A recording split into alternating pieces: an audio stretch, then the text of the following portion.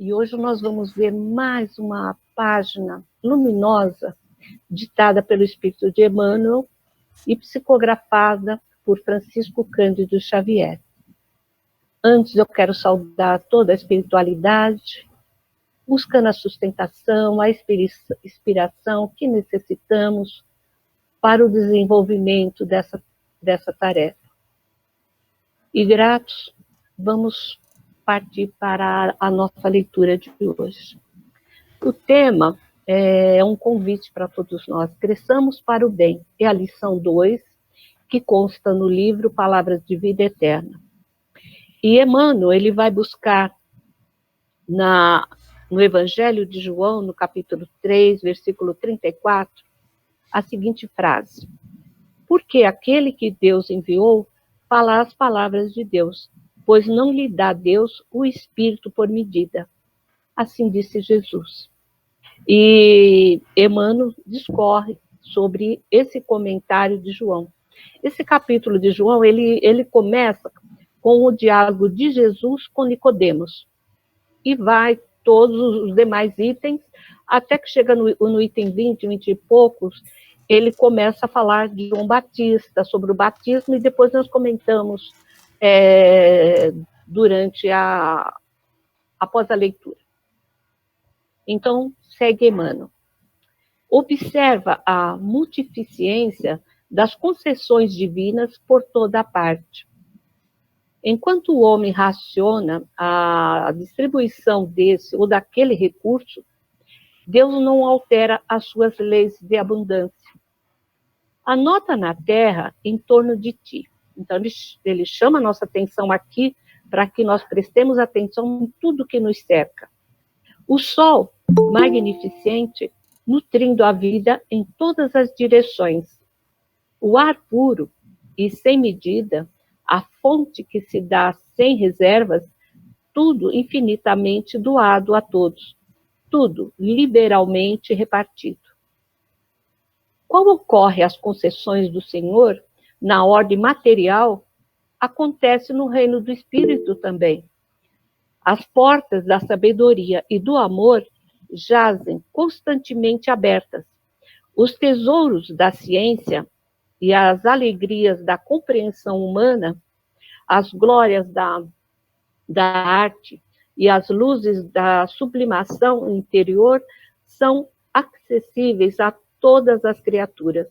No entanto, do rio de graças da vida, cada alma somente retira a porção de riqueza que possa perceber e utilizar proveitosamente.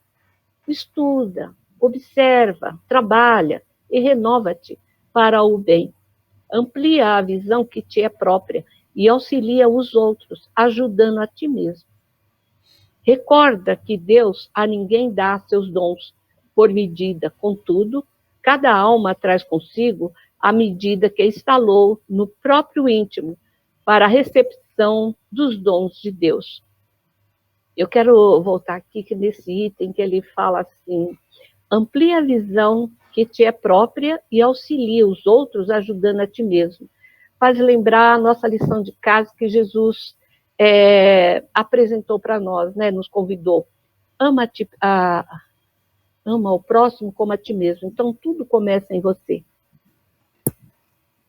Nós precisamos aprender a nos conhecer, a nos amar, para poder auxiliar o outro, né? E nós, como um princípio inteligente, em fase de humanização e encarnados na Terra, lá nos primórdios da nossa caminhada, nós éramos, assim, vivíamos em corpos rudimentares, né, impulsionados para diante pelo mecanismo da vida biológica. Aqui estávamos sujeitos por estarmos associados a esse corpo físico, né, ainda grosseiro, em fase de desenvolvimento.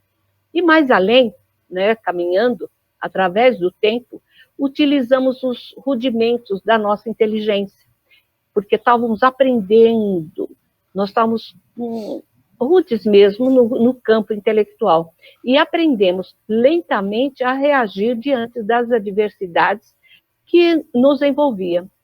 e envolvia a nossa vida corporal contra os predadores da época, as intempéries, os cataclismas e a agressividade de outros seres. E não é diferente de hoje. Hoje nós temos, mas não era de uma forma tão intensa e tão grosseira como era no princípio.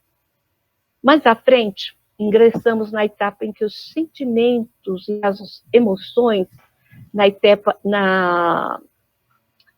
vamos dizer assim, se juntaram às conquistas intelectuais.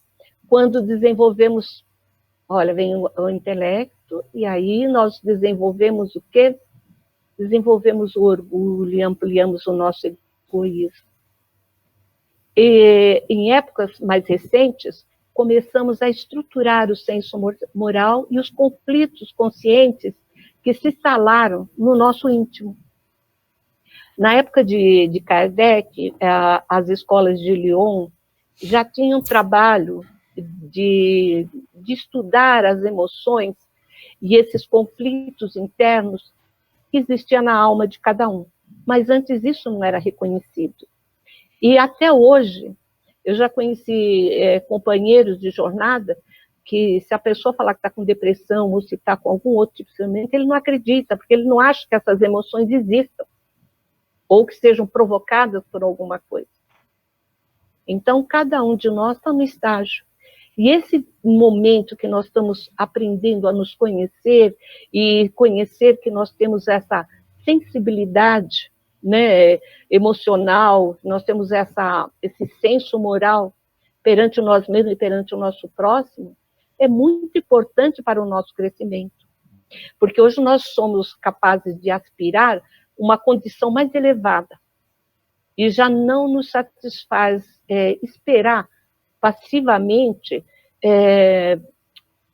que as vicissitudes da vida interfiram no nosso processo, que nos arrastem numa situação inferior.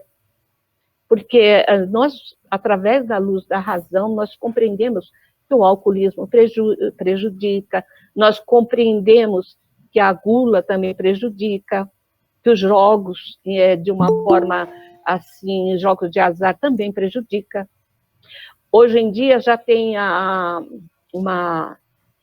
trabalhos, principalmente da USP e outros, que trazem uma conscientização também da utilização do celular, dos jogos virtuais, que muitos jovens se comprometem, né?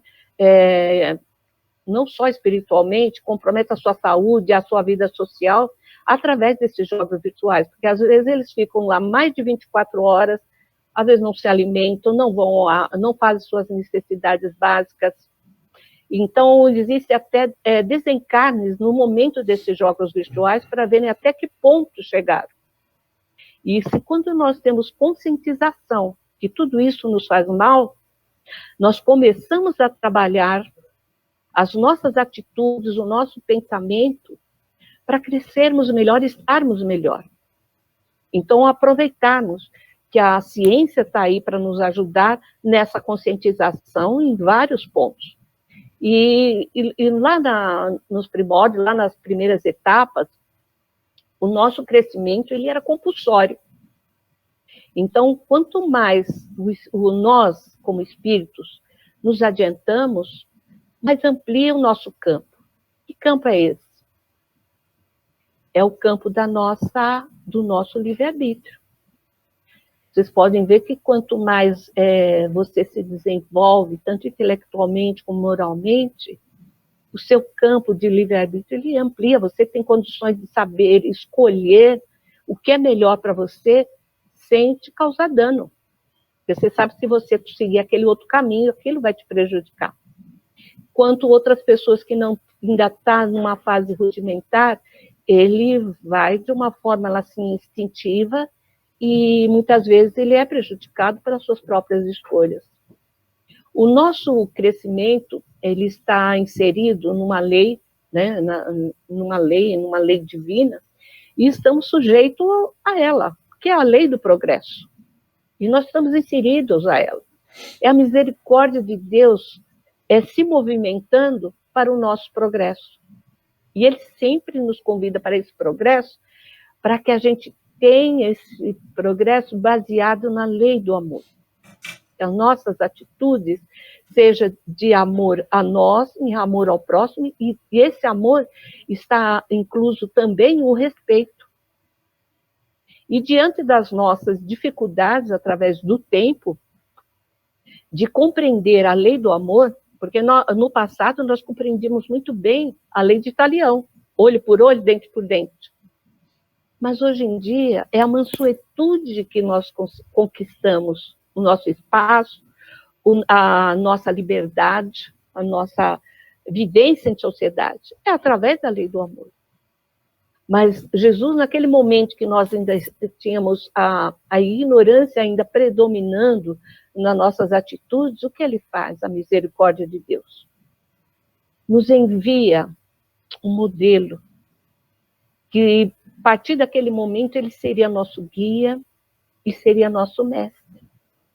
Ele nos manda o seu Filho amado, que é o guia de toda a humanidade, e chama Jesus. Então, o nosso conceito de crescimento, né, ele é mutável. Ele está sujeito à mudança, porque tudo do homem é sujeito à mudança. Depende da cultura para a cultura, depende da religião, né, de uma religião para a outra, e da época também. Né? A Idade Média tinha uma característica, agora nós temos outra, e com certeza daqui a alguns anos teremos outra. Quando sairmos desse processo de renovação interior para um planeta, como é que se fala, meu Deus? Um processo mais evoluído, agora esqueci o nome, incrível que pareça. A ideia que temos a respeito de quem somos nós, do que estamos fazendo na Terra e para onde vamos, o Evangelho de Jesus traz esse despertamento, essa conscientização para nós. E ela é tão importante porque nos traz reflexões para o nosso autoconhecimento. Não é simplesmente perguntar, eu estou aqui, eu sou assim, eu sou assado. Não. Porque nós não temos a síndrome da Gabriela, eu nasci assim, vou morrer assim. Não, nós podemos mudar até as provas da nossa vida, se nós quisermos. Jesus nos ensinou para nós, tudo é possível aquele que crê. E muitas vezes nós baixamos a nossa autoestima e permitimos que haja uma invasão de coisas negativas em torno de nós. Agora, quando nos propomos a seguir o Evangelho, a esse autodescobrimento, nós podemos fazer mudanças incríveis para nós mesmos, para essa caminhada, porque tudo é possível. E nós podemos complementar essa leitura no Evangelho de Marcos. Ele dá um bom destaque a esse assunto. Então, tudo que nós pedirmos em nome de Jesus, ele assim o fará. Por que ele o fará? Porque ele glorificará o Pai. Mas esse fazer é dentro do caminho da verdade e da vida. Porque ele falou que cada um de nós somos luzes. Nós estamos no mundo para iluminar. Mas o que é esse iluminar? São através das nossas atitudes de amor, de fraternidade, de solidariedade, de autoajuda para ajudar o nosso próximo. Porque nós estamos num momento oportuno e sabemos que toda a experiência que nós saboreamos nessa vida terrestre, ela se reverte sempre, de última análise, como um crescimento do espírito, mesmo que essa experiência seja equívocos nossos, sejam situações negativas, né? Fizemos uma escolha errada, ou fizemos de propósito, ou não fizemos de propósito, mas aquela ação, porque tudo que nós semeamos, nós colhemos, faz parte da lei de causa e efeito. E ainda que à primeira vista pareça tudo na nossa vida perdido pelos nossos equívocos, né? Então, vamos dizer assim, mesmo que pareça tudo perdido, um dia ela vai servir de experiência de base para todos nós, para despertar para nós uma nova realidade. E que essa realidade seja o caminho da verdade, seja o caminho de Jesus, seja o caminho do Evangelho. Porque hoje nós não podemos, vamos dizer assim, não podemos alegar ignorância. Porque nós já temos o ABCD do Evangelho. E por que eu não o cumpro? Porque eu não visto a camisa chamada Jesus. Porque ainda eu me incomodo com um olhar de desagrado do meu irmão ou uma palavra que ele dirigiu para mim, me magoou, coisas diversas. E não precisa ser os colegas. Dentro da própria família, nós temos essas experiências. A nossa verdadeira escola. Essa escola que nos desperta para o aprendizado da convivência. Eu sei que o Francisco Cândido Xavier tem um livrinho pequeno, um opúsculo, que ele fala sobre convivência. Como ela é uma arte. Poucos já sabem, mas nós aprendemos essa arte dentro de casa. Aprender a compreender, aprender a perdoar. Porque nós estamos no grupo familiar, nós não estamos por um acaso. Nós estamos aprendendo com essa criatura e, ao mesmo tempo, quando nós queremos nos converter ao bem, nós precisamos aproveitar essas lições que são ofertadas para nós, para que esse quadro se modifique, que fortaleça o amor dentro do lar e a harmonia. É uma oportunidade. As festas de natais que nós saboreamos todo ano, que todo mundo se reúne, participa, fazemos um banquete, e assim por diante, grande e verdadeira oportunidade de vivenciarmos o Evangelho. Não é só para comer, não é só para mostrar a beleza dos enfeites que nós chamamos a nossa família, ou vamos para a casa de alguém para isso. É principalmente para vivenciar o Evangelho com aquele cunhado difícil, para aquela irmão intolerante, ou aquela criatura que aproveita para beber e acaba se tornando inconveniente. O que eu posso auxiliar para que aquela festa seja uma festa cristã? Que eu possa oferecer o melhor de mim a Jesus. Não só para a família. Nós não podemos pular etapa. Então nada fica perdido. Tudo, as boas atitudes, as más atitudes, elas não ficam perdidas para a nossa alma. Elas são importantes. Nós não podemos deixar os nossos erros serem manifestados por sentimentos de culpa. Erramos? Reconhecemos. Vamos corrigir? Sim. Porque uma gota de amor cobre uma multidão de pecados. Mas não ficarmos estacionados na culpa, que isso não nos faz bem. Atraímos cargas de energias bem difíceis de diluir depois, tá? Mesmo que para quem observa possa parecer que a criatura humana só praticou mal. Quantas pessoas nós ouvimos, mas o ser humano não tem mais jeito, ele só pratica o mal. Será? Nós sabemos o que passa naquele coração? Nós sabemos qual é a programação daquela criatura e se ele está no nosso caminho, qual é a minha responsabilidade diante desse ou daquele fato. Então, tem muitas seitas, né? Eu não digo só seitas, pessoas também, que acreditam que a presença da fé em Deus é o suficiente para nós ganharmos um lugarzinho no céu. Um gabarito espiritual suficiente para comungar Deus. Ah, mas eu estou lá na federação, eu sou espírita, eu já dei um monte de passe, eu já vou pelo menos para o nosso lar. Não é bem assim. Será que nós estamos pensando isso, que somos bons o suficiente para nos posicionarmos dessa forma? Então, a doutrina espírita, ela mostra que o nosso progresso espiritual só se fará com a custa do nosso esforço. Eu posso saber o Evangelho da primeira página até a última, mas se eu não vivenciar na alma, não vai, que esforço eu estou fazendo? Apenas de decorar, desenvolver meu intelecto e decorar todas as páginas? A todos os ensinamentos de cada página?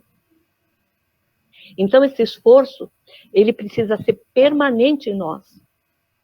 Quantas vezes nós ouvimos que muitos que têm fé, diante das situações que estão sendo tão difíceis de nós convivermos, como está na atualidade, que muitos perderão a fé.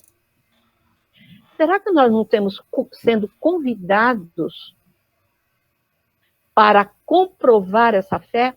Para ter a coragem de manifestar essa fé? Será que toda essa pandemia, todo esse caos que está em várias áreas, não é um convite para a nossa fé, para ver se realmente nós temos fé em Deus, fé em Jesus? Ele disse no Sermão do Senado: eu não deixarei nenhum de vós órfão. Eu vou enviar o Consolador prometido. E o que traz o Consolador prometido? Esse evangelho de luz que já está à disposição de cada um de nós.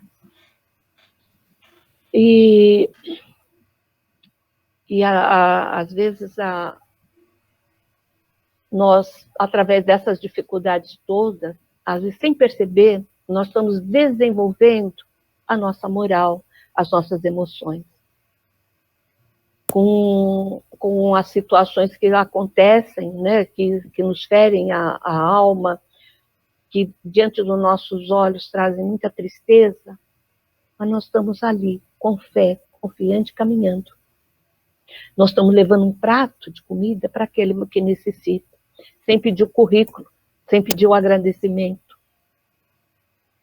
O importante é que eu estou servindo o meu próximo.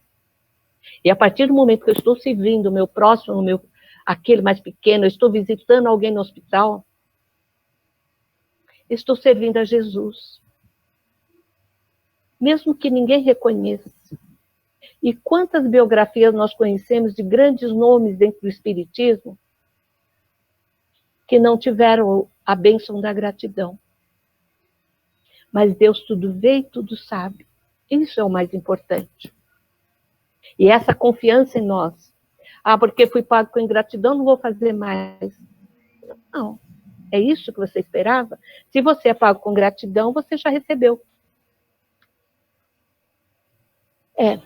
Nada será dado de graça ao nosso espírito. Este se constrói passo a passo, acumulando, vamos dizer, essas experiências. Isso é o que nos ensina a nossa doutrina. O espírito progride tanto em intelectualidade como em moralidade. Emmanuel e André Luiz, eles citam isso em toda a sua literatura. E a decisão de sempre adiar o crescimento moral, como algumas pessoas que nós conhecemos, nós vemos na mídia e assim por diante, aí eles deixam um pouquinho lá para o cantinho a parte moral, porque o importante é o dinheiro, a parte material, é o que eles pensam.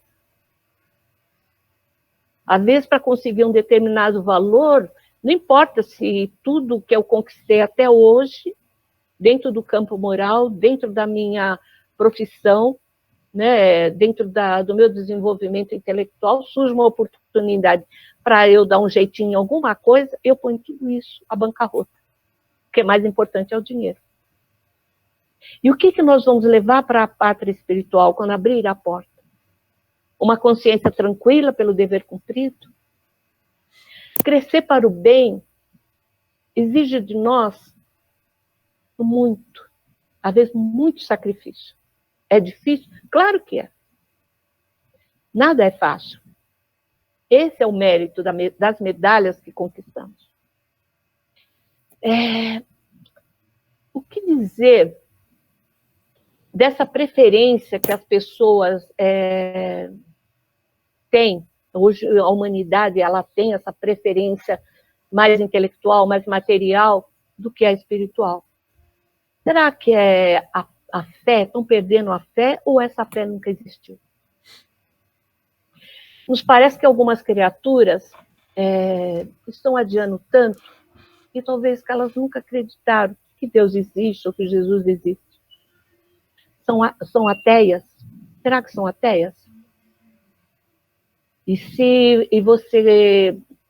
Ou por outro lado, né, nós podemos pensar assim, às vezes estamos crescendo moralmente em meio dessas crises, mesmo sem perceber.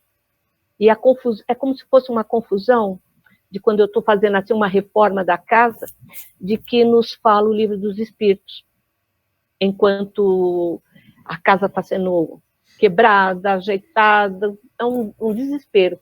E essa reforma vai andando, vai caminhando, e parece que tudo está na mais total desordem. Mas no final, o que emerge? Uma construção nova, mais bela, mais perfeita. E acreditamos, né, que a crise pela qual nós estamos passando, nós podemos tirar muito dela, muito proveito para o nosso crescimento espiritual. Eu só não lembro que repórter foi que eu escutei isso, foi na televisão, que o Brasil estava ganhando, em primeiro lugar, em solidariedade em relação a qualquer outro país. E nós vemos isso sem precisar ouvirmos o repórter, nós vivenciamos essa solidariedade do povo brasileiro. Eles têm isso nato no coração, de poder ajudar seu próximo, em levar um alimento, em levar uma palavra de conforto. Então, isso já está sendo reconhecido pelo mundo todo. Então, cresçamos para o bem. Como diz o João Batista, né, São João Batista, nesse capítulo 3. Porque aquele que Deus enviou fala as palavras de Deus. Jesus falou as palavras de Deus. Ele trouxe o ensinamento divino para todos nós, para a humanidade. E nós encontramos nesse Evangelho de João, dando testemunho a respeito da figura ímpar do nosso Mestre Jesus. Ele esclarece para o pessoal que ele estava batizando, que estavam seguindo João Batista, que ele não era o Cristo. Ele não era Jesus. Ele era o precursor de Jesus. E que veio, vamos dizer assim, este sim, que Jesus era o profeta, o Salvador. E ele era uma criatura superior, era o mensageiro perfeito do nosso Pai Criador. E ele completa as suas palavras com a frase na qual Emmanuel, o nosso Emmanuel, se inspira para o estudo. Porque aquele que Deus enviou. E o que significaria isso? Uma linguagem figurada, usada no tempo? João passa reflexões profundas para nós, no sentido de que percebamos que cada um de nós, cada um, eu, você, podemos exteriorizar esses ensinamentos divinos. Nós podemos ver, ouvir, perceber, ver a realidade. E muitas vezes nós vemos essa realidade de uma forma muito estreita. Mas a vemos de acordo com a evolução de cada um de nós. E como entender isso? Deus, que é um princípio, vamos dizer assim, Deus quando criou esse princípio inteligente, esse espírito, que reencarnou aqui na Terra, desde o primeiro momento, tinha todo um potencial constituído por perfeições. Ah, mas o homem não é perfeito. Por que não? Não cabe não cabe na criação divina imperfeições. Tudo que emerge dele, de Deus, é bom e perfeito. As elaborações continuam e acontecerão, e ao tomar no tempo o seu lugar, no seio de toda a humanidade. E às vezes eu falo assim, mas se eu não sou perfeito, eu tenho isso, aquilo. Gente, se valorizem, se amem. Vocês têm as sementes que Jesus colocou na alma, que Deus colocou na nossa alma. Vamos regá-la. Não vamos nos desmerecer. Cada um é responsável por si, por essa semeadura.